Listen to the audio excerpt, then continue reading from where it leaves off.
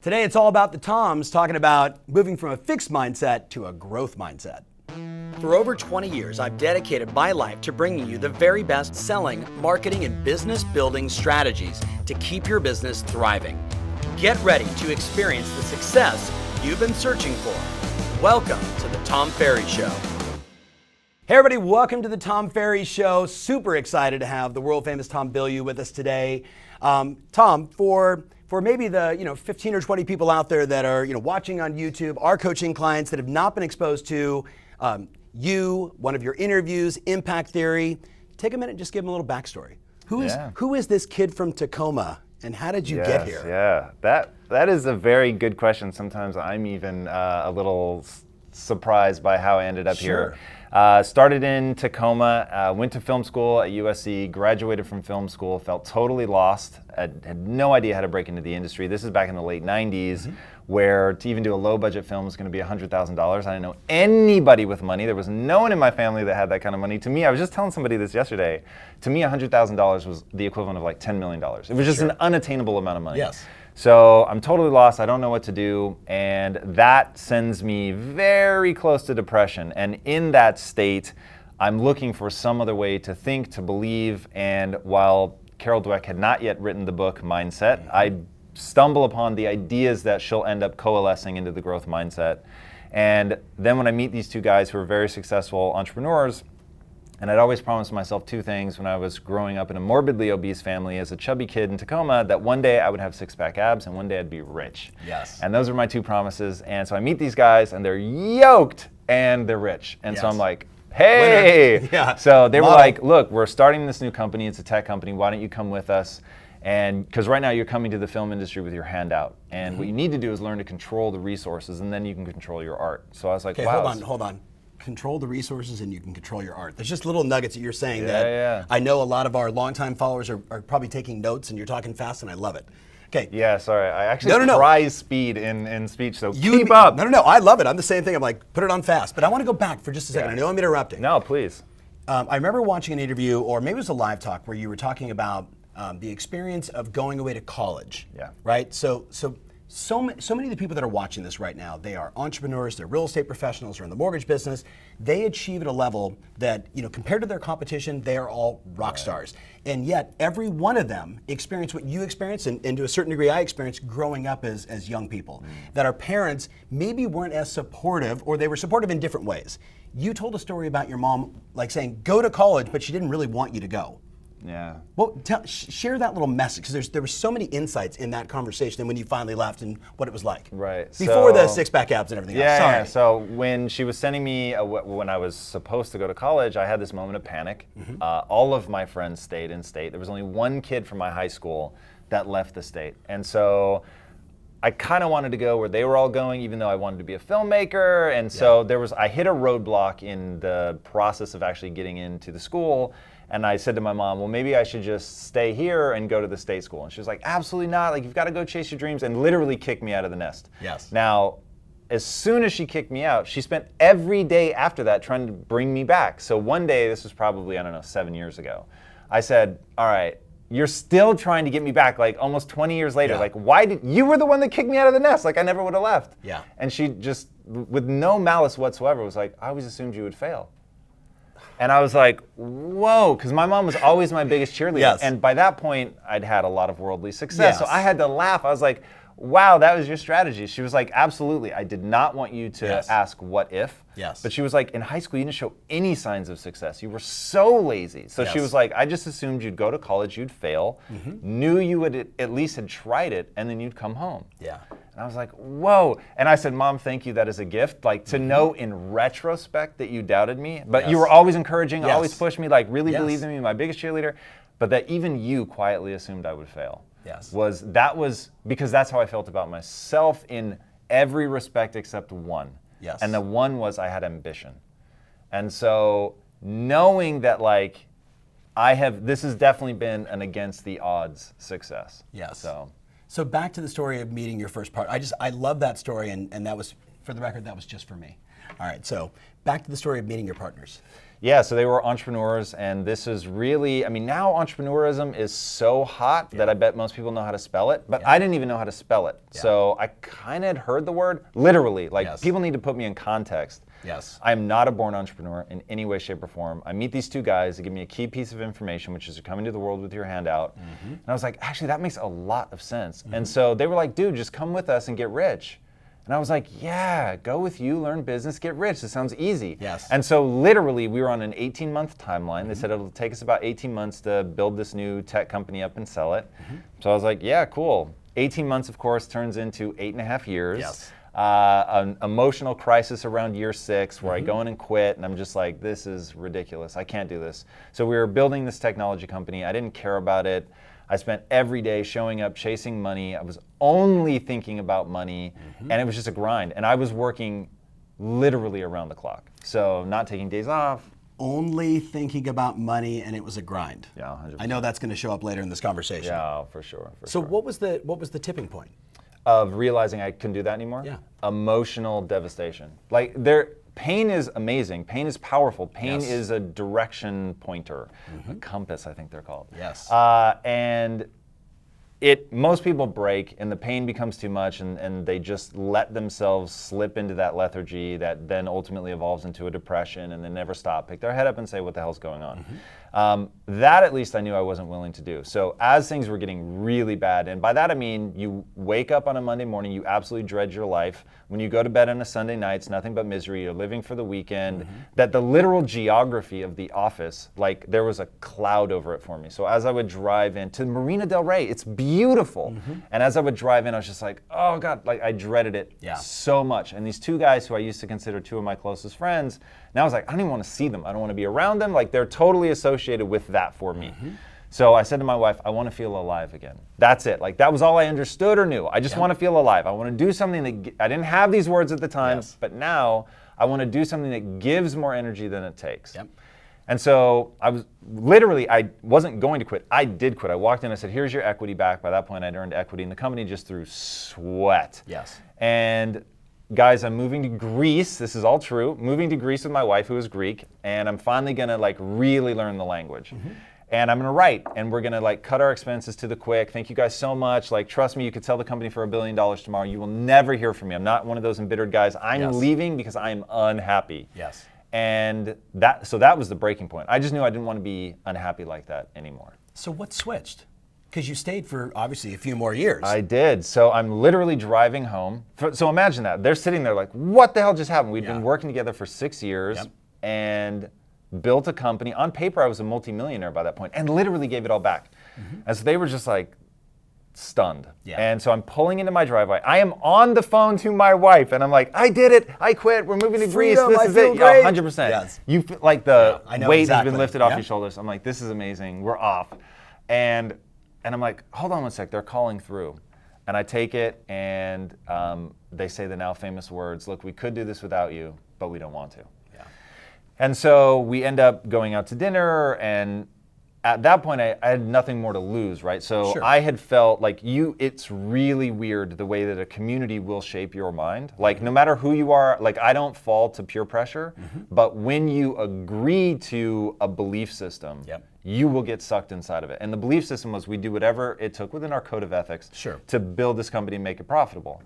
And so that's what we were doing. And so I never felt like I could say, oh, actually, profitability is not my highest value in business. My highest value is camaraderie. It's adding value to people's lives. So finally I was like, can we swear? It's all good. I was like, F it. Like, there's nothing more for me to lose, right? So I was like, look, if you want to work with me, then it's going to be about value creation. It's going to be about passion. Like, this has got to be, because the struggle is guaranteed, the money is not. So I was like, if I know that I could show up every day and work my ass off and never get where I want to go, then I want to make sure that in and of itself, I love what we're doing and I don't love the software. So my whole base knows that I talk about all the time, feeling good is the #1 priority. When you feel good, you perform good. Everything, even if I'm not making money, I still feel good, right? So feeling good. So I love that. So you sold that business. This is actually one of the questions was, you sold the first business, then you guys started Quest. So I think it's important for people to get context for the ones that don't know you. Why did you guys start Quest? What was the mission of that company?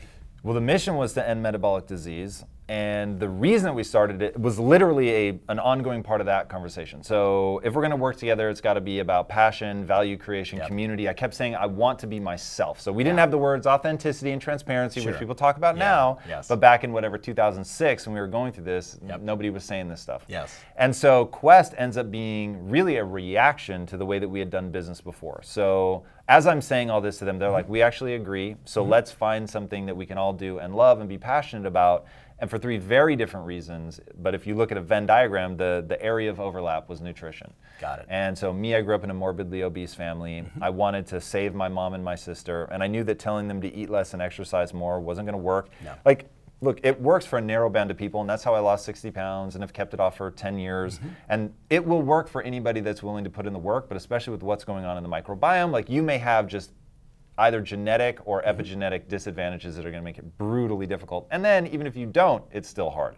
So there had to be a better way. So and most people don't like to struggle. Most people don't like to do the work.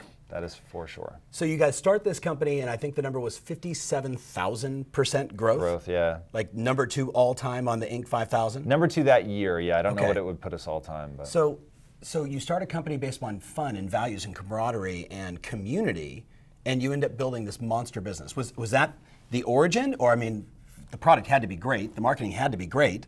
So the question I have is, and this was interesting because a bunch of our clients asked these questions, which we'll talk about also, is how did that growth occur? Looking backwards, what were the 2 or 3 things that every person watching this wants to grow? Everybody wants to take their business from X to Y. What were those big takeaway lessons looking back on the growth of that business?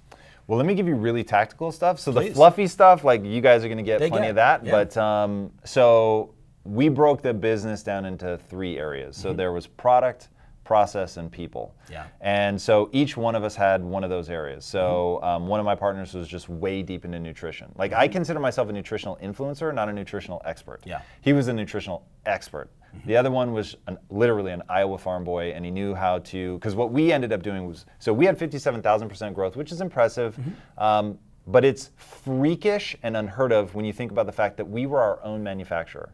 So this is 57,000% growth when you're scaling from making things by hand in a kitchen to scaling up to over 300,000 square feet and millions of dollars of equipment and engineering it yourself and all that. So like that was one of the biggest things that we did. And then we were doing social media before virtually anybody else.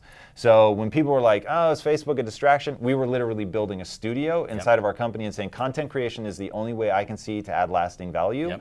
Which obviously makes sense with what I'm doing now, but I was already thinking this back then in 2009. 2006 was sort of the emotional crisis. Then we finally start this company really getting serious in 2009. We launched in 2010. Got it. So at that point, we were like, we're all in. So even before we launched the company, we said the only marketing we're going to do is going to be social.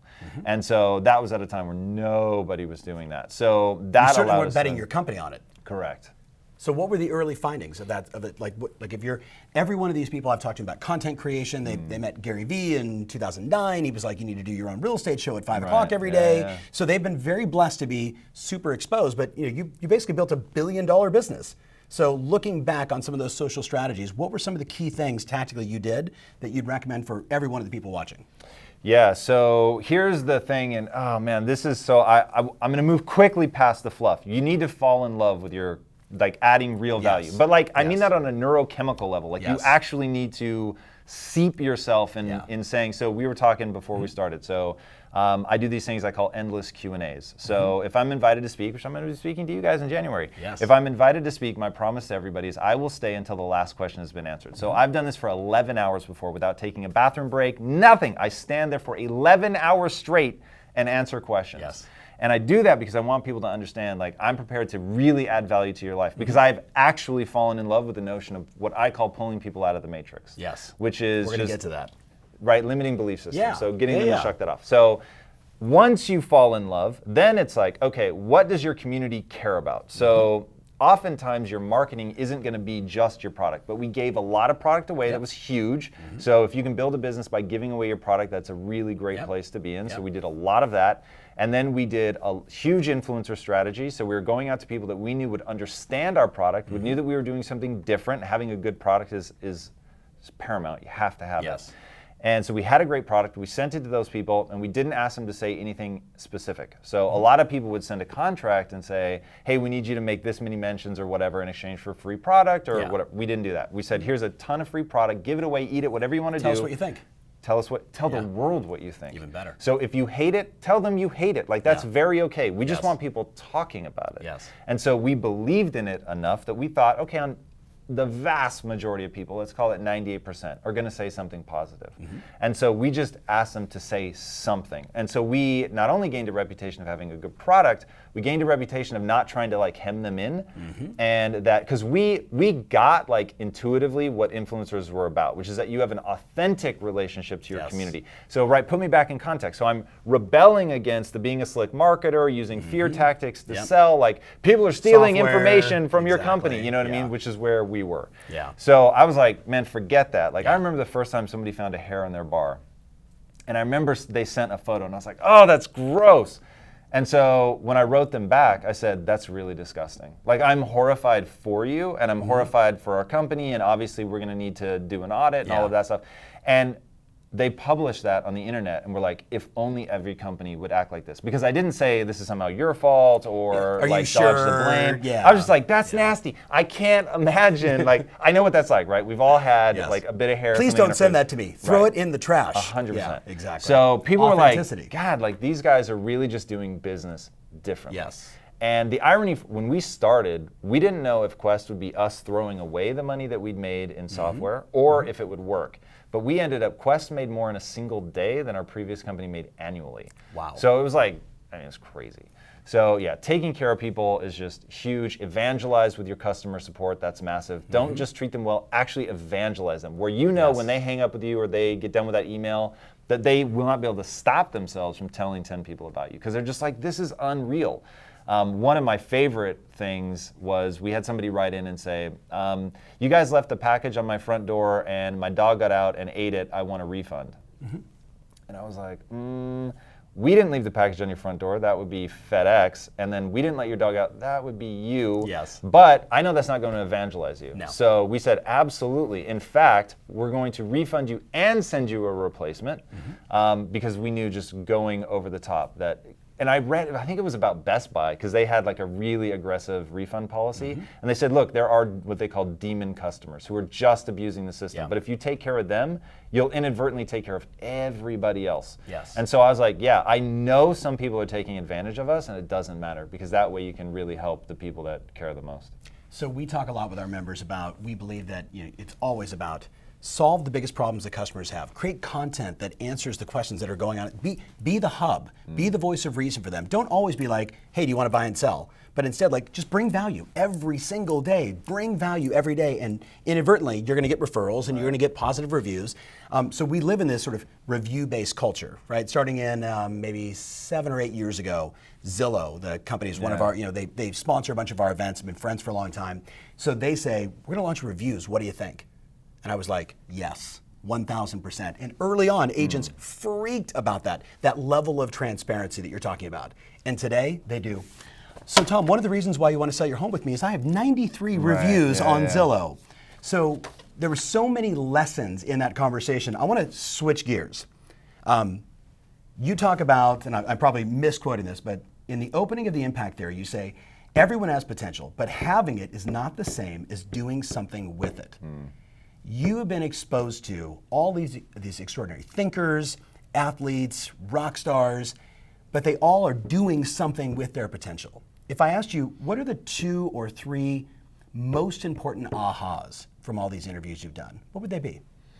The biggest aha for me is the consistency with which people are saying the same things. And that was, so the reason the show started originally back at Quest, it was called Inside Quest, and I wanted to show, like I'd written these 25 bullet points, which I now call the impact theory belief system. And hey, by the way, if they email you, can they get a copy of that? They can. What's your email? connect@impacttheory.com. Connect@impacttheory.com. You're going to get a bunch of emails. This will be fun. Send them in. Good. Can they ask questions too? Absolutely. Since you do 11-hour Q&As? Of course. All right. Okay, good. Keep going. Sorry. So I was really afraid that people would memorize the bullet points and they'd come up and say things like, hey, number 13 is this, and not live them. Yeah. And so that was exactly what was happening. And the funny thing is, like, I don't even know what number 13 is because I didn't memorize them. That was literally me going, what did I do to my mind to actually get where I'm at now? Boom, I just wrote them down and I lived by them. And so I wanted to make sure people were living by them. And then it's like you never listen to the parent as much as you'll listen to somebody that you really like obsessed with, a rock star or whatever, right? Wanted to bring on all those people so that they would see. I said, look, unprompted, I will never ask people to say a certain thing on the show. Watch. They're going to say some variation of the 25 bullet points over and over and over because they're the universal principles of success. And of course, that's what started happening. And so that consistency of growth mindset, you've got to have grit, you've got to push through when things get difficult. It's got to be something you have passion for because passion is the energy that's going to pull you through. I mean, it's just like over and over and over you hear these same things. It's pretty incredible. So let's talk about this because we're both fans of Carol Dweck's work. I'd be curious what you would say to someone that's watching right now who says, Tom, I'm not in a fixed mindset, but they've been earning the same exact amount of income for 3 years in a row. Or the market makes an adjustment and they feel that they have to go down in production because the market made an adjustment, right? It's a subtle fixed mindset, but it's a fixed mindset nonetheless. So what would you just like if you said, hey, here's Tom Bilyeu's 3 tips to change your mindset from fixed to growth? What would you say? One is, like any good recovery program, admit that you have a problem. Step 1. So, and I think that's where really most people fall down. And Carol actually talks about that in the book, what she calls the false growth mindset, where you believe in the principles. You love them, man. This sounds amazing. Like, who doesn't want to have a growth mindset? And then the reality is that you don't respond to everything with a growth mindset. And she talks about it being a scale, and I think that's probably the most realistic way to look at it. So recognize you have a problem. That's step number 1. Number 2, recognize, and this is my big driver. I don't even know that Carol will back me up on this, but this is my obsession. Humans are the ultimate adaptation machine. So when they first decoded the human genome, they thought, well, this is going to be it. This is going to solve every problem. No more cancer, diabetes. It's all going away. And then nothing changed. And they were like, this is weird. We've only identified 20,000 genes, but an onion has 40,000. So are we really meant to believe that an onion is more biologically complicated than a human being? And they're like, that doesn't make sense. And it is a little weird that we have all this junk DNA, unlike other species. Is it possible that junk DNA actually does something? And then, of course, over the years, they've realized that junk DNA, what it actually is epigenetic signaling. So humans have this overwhelming number of markers for how to express those 20,000 genes.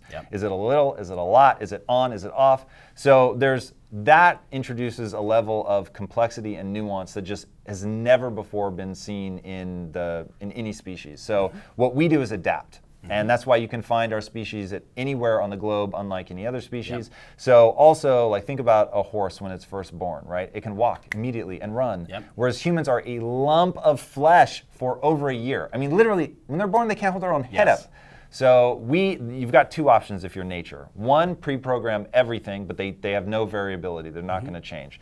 Or predispose them for adaptation so that, hey, we're going to give you raw materials and then your environment is going to shape you based on where you are. So you have maximum flexibility. That's humans. So once you believe, boys and girls, that you are a human and that humans are the ultimate adaptation machine, then it's merely a question of, am I willing to put in the work? Because the only way that we adapt is through stressors. So like you go into a gym to break the muscle down, right? To put yourself into that fight or flight, to literally give your body the signal, adapt or die. Once you give your body that signal, it will adapt, it will change if you put yourself through that. So the growth mindset isn't just thinking it's cool, it's really an obsession to say, okay, the only way that I'm going to get better and adapt and evolve in the direction that I want to go, it's not enough to believe that. Now you have to put yourself through that process. And once you fall in love with that process, then it becomes a lot easier because the pain of recognizing that you're wrong is really just a stepping stone to doing something even better. So, for instance, the big reason you've stalled out at $1 million may not even be growth mindset or otherwise. It's that's what you think you're meant to have or that you're capable of, and you're not putting yourself in the danger. I have no more time, I can't do anymore, which is all a fixed mindset. Correct. Versus, a lot of the questions that we want to ask you on our Facebook page is people are talking about how do I grow to the next level? Does he hire more people? Some of that stuff. So the first one, again, I want to go back to is awareness. Second one, for me, it's always been environment. If we put ourselves in an environment where we have to adapt, we're going to adapt. And I think a lot of our clients, when they... Well, I'll stop you there. Please. If you put yourself in an environment where you have to adapt, most people will break.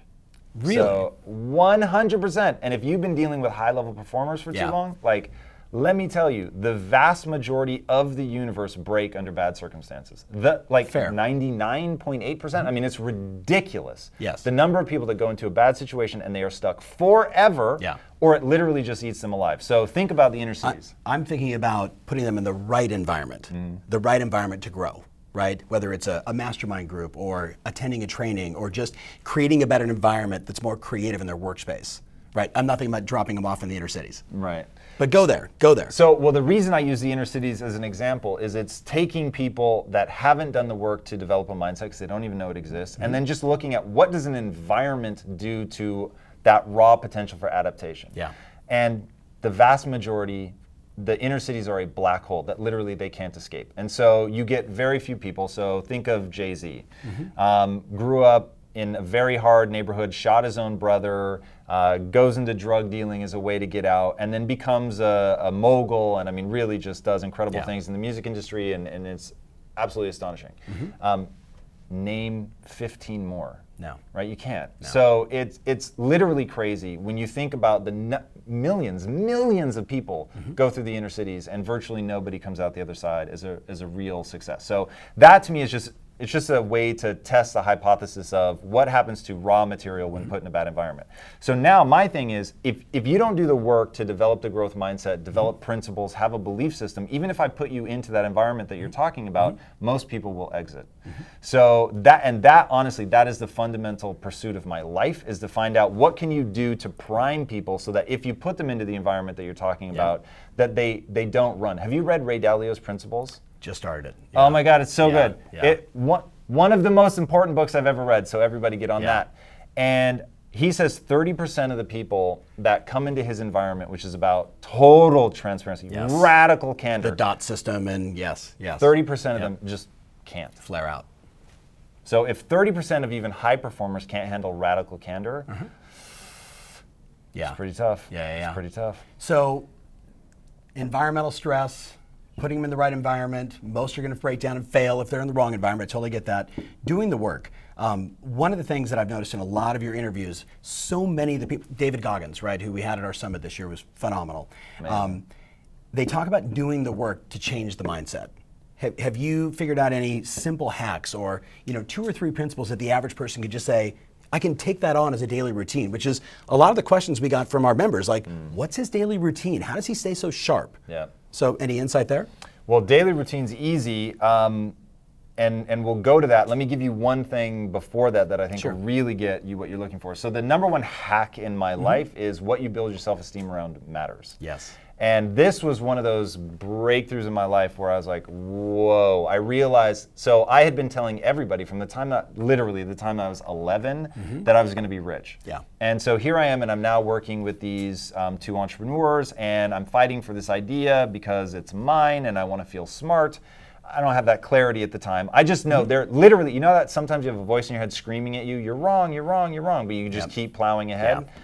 So the voice is screaming, you're wrong. I knew my partners were right. And I finally convinced them. And then I had this moment of crisis of, I just got what I thought I wanted, right? But I know this idea moves me away from what I say is my goal, which is to get rich. Yeah. So it was one of those where now I'm sitting down and I'm going, what do I actually want? Because if I just want to feel good about myself, then I need to change my life. Because working with these guys does not make me feel good about myself. They're way smarter than me. They're way ahead of me in the entrepreneurial game. So every day is just like failure after failure after failure. It literally was emotionally draining. Yes. So if I just want to feel good about myself, quit immediately and go back to being what I called the king of remedial jobs. Yes. So, and that, if that's the life that I actually secretly want, then great, just own it and go do it, right? I don't pass judgment on what life people want to live, as long as it's congruent with what they say to themselves and the actions they're taking. So if that's what I want, go do that. And if it's not, and I actually want to get rich, then stop being a dumbass and recognize that whether the idea was yours or not, if it's the right answer, you should get behind it. And so then I was like, but I'm not going to feel good about myself. I need to feel good about myself. So then I was like, well, could I build my self-esteem, my pride, my ego around something else? And so I was like, okay, I'm building my ego around being right, being smart, being quick, and all of that is very fragile because as soon as I'm around somebody faster, smarter, better than me, I feel terrible about always, right? Yeah. So could I build it to being the learner, always being willing to admit when I was wrong, to do it really fast, to be able to put energy behind someone else's idea, all the while giving them the credit that this is their idea, but I just know it's so good. And could I, 30 seconds before, be fighting vehemently for something I believe in, but then be convinced and go, I now see your point, I was wrong, you're right, let's go. Yeah. And if I could do that and then allowed myself to be proud of that, what would that do? Because I think people need pride. I think pride fuels you. I think it gets you up. I think it gives you energy and enthusiasm. So people need to be proud. Like I tell people, I have the biggest ego in the world, but I build it around something that's anti-fragile and that's always moving me towards my goals, which is identifying the right answer. Is there a book or a process? Because you clearly went through a process, self-identification. This is how I built my self-esteem. That doesn't work. This is what I'm going to choose to do now. Was there a process or a book or something There was. If they're watching that going, God, he's talking to me, but how do I do it? Yeah, so the honest answer, and this isn't a plug, we didn't talk about it before, but I'm writing a book right now, literally about this, about what process I went through. And you can download the belief system at impacttheory.com, Yes. Which will walk people through the 25 things that I did to my mind in Yes. order to be successful. So yeah, that's the process. I'm turning it into a full-blown book. Dalio's principles, while a little bit sort of later stage, has a similar vibe to it of how you should be thinking about things. So I think that also is incredibly valuable. Awesome. Okay, we're going to go different direction again. Do you want me to do morning routine? I want to do morning routine. Yeah, let's do that, and then I want to do the matrix. Okay, so I'll go fast. Yes. The morning routine goes like this. What time you go to bed matters. So your morning routine actually starts the night before. I go to bed at 9 p.m. like it's a religion. I sleep as much as I need. I haven't used an alarm in 15 years. So I get whatever, usually it's 5 to 6 hours. I get up, I immediately go to the gym. I go to, and I only give myself 10 minutes to get out of bed because I have a personal weakness for that. So I have a bright line. The bright line is 10 minutes or less, period. There's no ifs, ands, or buts. Go. I immediately go to the gym. I work out for about an hour, 5 days a week, whether I want to or not, which I never do because I hate working out. You like the bowl of ice cream instead. I love that line. Oh, God, yes. I don't even understand people that would choose anything else. Exactly. The endorphins that people get from running, I'm like, yeah, I'm totally with you on that. Don't understand it. So I work out, then I meditate. And the reason I meditate right after that is to practice going from the sympathetic nervous system of fight or flight to the parasympathetic nervous system of rest and digest, which is what's happening when people are getting anxious. They're not able to consciously move from fight or flight to resting. So I practice that, and then I do what I call thinkitating, which is where I'm taking that alpha wave brain state, which is calm and creative, that you get into when you meditate to think about whatever big problem I have in my business, and then I read, and then usually that takes me to, I'm still like 7, so nobody has arrived yet. Yeah. And then I immediately go to my important things list. So what are the most important things I could be doing to move my business forward? It's never about thinking, it's always about action. And I just boom, boom, boom, take action. And then by the time the first employee shows up, then meetings start and the day really begins. But there are times where I'll get 7 to 8 hours of work done before the first employee shows up. 100%. So tell me about the 9 o'clock. Why 9? It allows me to wake up at around 3 or 4 a.m., which gives me a lot of quiet hours. And usually my last employee doesn't leave the office until about 7:30, and I'm always first in, last out. So just about how it works out. Yeah, nice. So I'm obsessed with the Matrix. You are beyond obsessed with the Matrix. Could you please help them understand the impact that the Matrix has had on you and part of your vision? Yeah, so recently started a studio called Impact Theory. And our whole goal is to pull people out of the Matrix. The Matrix is just a great metaphor. I don't actually think we live in a simulation, despite the some people do though. odds. Yes. So I'm not worried about that. I don't care whether we do or not, but I do think it's a great metaphor for limiting beliefs. And so there's a point in the movie where he does his jump. You have to let it all go, Neo.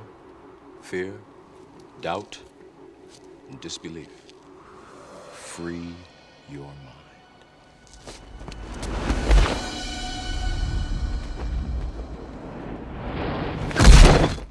And they're like, everybody falls the first time. And of course he does fall the first time because he doesn't believe. And then at the end of the movie, simply by finally believing in himself, he's able to do these incredible things. So that to me is exactly what we all go through. Humans lead with belief. So it's not enough to be good at something. If you think you're bad at it, then you're gonna act like you're bad at it.